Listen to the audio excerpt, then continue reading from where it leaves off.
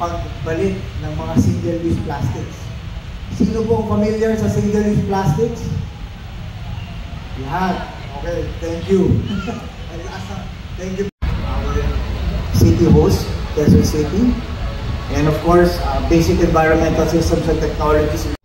Limited edition, Sari Cycler, trash to cash back powered by card. No? So, marami pong benefits. No? So, definitely po, sumali na po kayo at mag-chismis na kayo sa mga kalapit na mga barangay. Ito ang magandang chismis. Alright?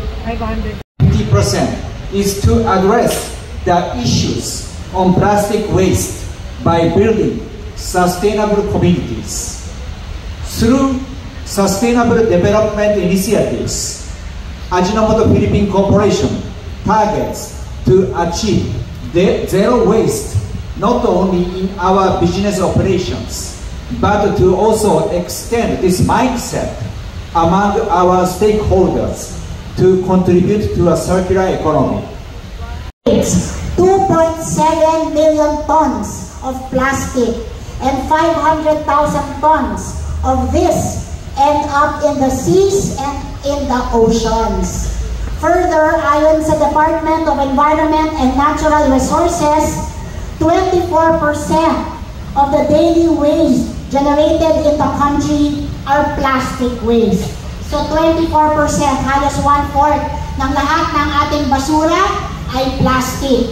At kabilang dito, ang 160 million sachets a day na ating tinatapon sa ating iba't ibang landfills, sa dagat at iba pang bahagi ng ating lungsod. No? Imagine that, 160 million sachets. Buong Pilipinas na nagpasa ng ordinansa na ipinagbabawal ang plastic sa Quezon City. Alam naman po ninyo yan, di ba? Bawal ang plastic sa Quezon City. Pati plastic na tao, bawal sa Quezon City. Tama? Okay. At noong 2019, pati yung mga single use, dati kasi yung mga plastic lang na nasa grocery, plastic lang sa mga mall, yan lang yung pinagbabawal. Pero noong 2019, lahat ng single use plastic ay pinagbabawal na rin po natin. Kaya kung kumain po kayo sa McDonald's o sa Jollibee, pag in-store po kayo kumakain, hindi take out, hindi po ba pinggan na po ang ginagamit nila? At stainless na kutsara at tenedor. Ang single use, pag nagte-take out na lang po kayo. Tayo po ang pinakaunang lungsod na nagpasa ng ordinansang pinagbabawal ang single use plastic. At ang ating nakolekta, imbis na tinapon natin ito sa dagat, sa estero, o kaya sa landfill, ginamit po natin ang mga tarpaulin at ginawang mga bags, tote bags. At alam nyo, lahat ng mga bag na yan na ginawa ng ating mga persons deprived of liberty. Sino gumawa ng mga bag natin? Yung mga nakakulong sa ating pong mga piitan. At dahil sa wala namang ginagawa, binigay natin sa kanila ang toneladang tarpaulin na may mukha ni Kapitana at ni Kapitan, may mukha ko, may mukha ni Vice, may mukha ni Senador, may mukha ni BBM, may mukha ni VP Sara. Lahat po yan ginawa nilang bag. At sino ang bumili ng mga bag na yan? Alam niyo kung sino?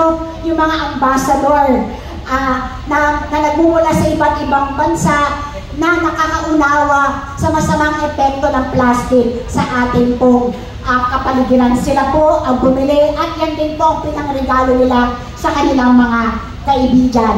Ngayon, may bago rin po tayong proyekto na sari-sari street store din po ang bida. Baka ilan sa inyo ay bahagi rin ng programang ito. Ito po yung kuha sa tingi. Alam po ba ninyo kung ano yung programang yan?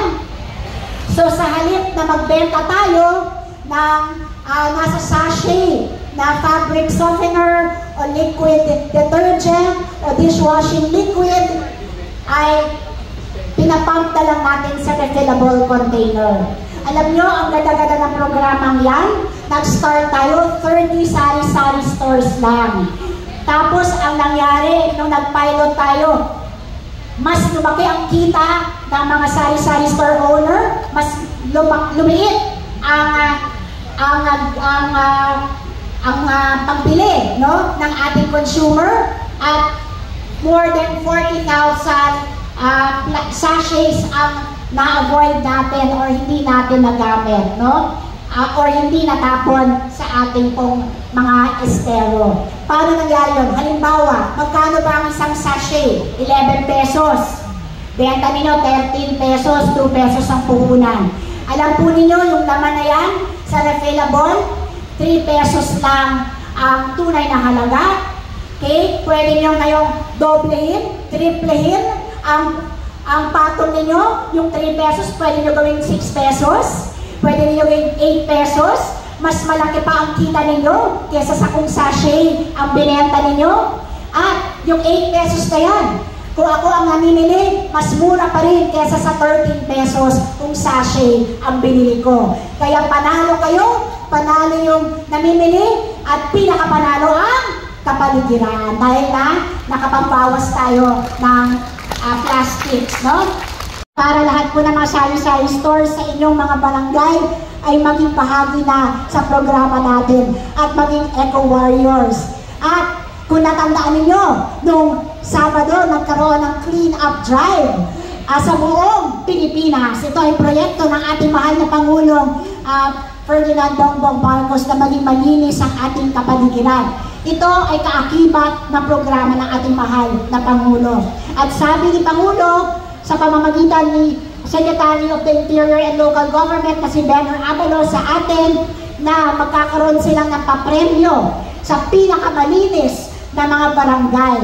So kasama rin ito ang programang ito para makuha ninyo ang barangay ninyo ang karangalang pinakamalinis na barangay sa buong Pilipinas. No? Makiisa tayo sa programa ng kalinisan, makiisa tayo sa programang pagiging luntian ng ating mga barangay, at makiisa tayo sa pagtapos na ng problema ng plastic pollution sa ating mga lugar. Okay po ba? So, sama-sama, tulong-tulong, kaya natin ito. Maraming salamat at isang magandang hapon po sa inyo lahat. Na nandiyan na po para sa ating contract signing. Para sa ating pinakamaganda natin sa ating cash to cashback program.